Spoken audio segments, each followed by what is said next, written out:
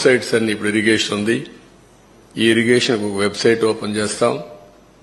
Total documents అన్ని అందులో పెడతాం.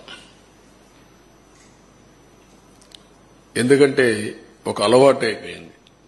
ఏది చేసినా ఎదురుదాడి చేయడం, ఒక మీడియాలో ఇదే పనిగా వాళ్లకు క్రెడిబిలిటీ లేకపోయినా, విశ్వసనీయత లేకపోయినా చెప్పిన తప్పులే 100 సార్లు చెప్పి ప్రజలను నమ్మించే ప్రయత్నం చేయడం, దానికి చెక్ పెట్టాల్సిన అవసరం ఉంది.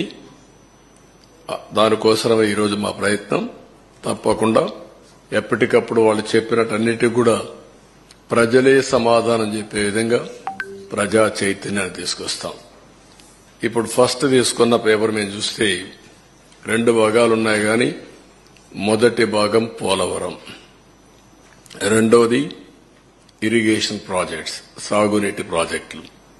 ఈ రోజు మేము సాగునీటి ప్రాజెక్టులు తీసుకోవడం లేదు.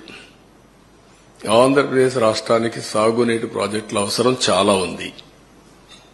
ఆ రోజు తెలుగుదేశం పార్టీ టైంలో 64,000 కోట్ల రూపాయలు, 67,000 కోట్ల రూపాయలు 5 సంవత్సరాల్లో ఇరిగేషన్ పైన ఖర్చు పెట్టాం. ఇప్పుడైతే మెయింటెనెన్స్ కూడా ఇవ్వలేని పరిస్థితి వచ్చింది. అవన్నీ నేను కూడా ఒక వారం తిరిగాను. రాష్ట్రంలో ప్రజా చైతన్యం తీసుకొచ్చాను. ఆ విషయాలు మళ్లీ నేను మాట్లాడతాను.